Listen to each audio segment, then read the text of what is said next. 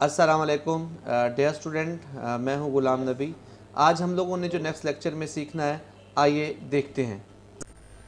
Specificity of enzymes, enzymes का मखसूस होना, एंजाइम्स की तखसीस होना कि एंजाइम की एक्टिव साइट या सबस्ट्रेट स्पेसिफिक है या नहीं है। तो सबसे पहली ऑब्जेक्टिव जिस टॉपिक से आती है वो आती है ये वाली कि कितने एंजाइम जाने जा चुके हैं। उसमें से 2000 एंजाइम है जिनसे मुतल्लिक अब तक हम जानते हैं।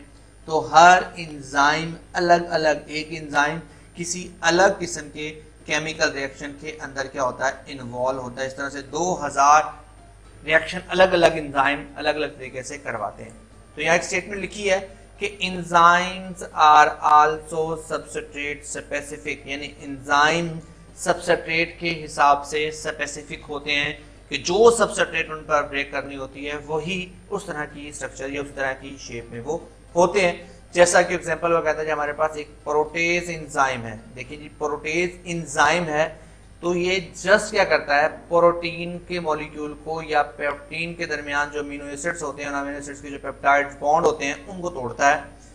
ये कभी भी प्रोटेज एंजाइम जो होता है वो कभी भी स्टार्च पर इफेक्ट नहीं कर सकता। स्टार्च और सबस्ट्रेट है, प्रोटीन और सबस्ट्रेट है।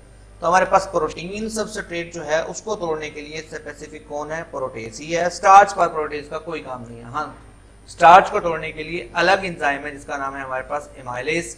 एमाइलेज एंजाइम जो होता है वो जस्ट स्टार्च पर काम कर सकता है, वो कभी भी प्रोटीन पर काम नहीं कर सकता। तो यूं हम कहते हैं कि हमारे पास क्या होते हैं, enzymes are also substrate specific.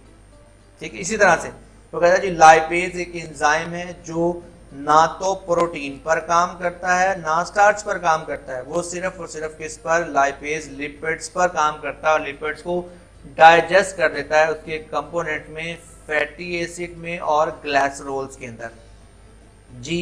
तो लाइपेज एंजाइम जस्ट लिपिड्स को डाइजेस्ट कर सकता है, ना प्रोटीन को ना स्टार्च को। तो हम कह सकते हैं कि एंजाइम्स के हमारे पास क्या है, सबस्ट्रेट के हिसाब से बहुत ज़्यादा स्पेसिफिक होते हैं। Specificity of different enzyme is determined by the shape of their active site. Enzyme की स्पेसिफिसिटी जो होती है उनकी शेप और एक्टिव साइट की बिना पर आप कर सकते हैं, एक्सप्लेन कर सकते हैं। Active site poses specific geometric shape. हर एक्टिव साइट जो होती है वो स्पेसिफिक ज्योमेट्रिक शेप पोजेस करता है that fit with specific substrate, जो कि उस स्पेसिफिक सबस्ट्रेट के साथ क्या होती है, फिट आती है। जैसे शक्ल में दिखाया गया है, हमारे पास ये एंजाइम है, इसकी ये एक्टिव साइट दिखाई गई है।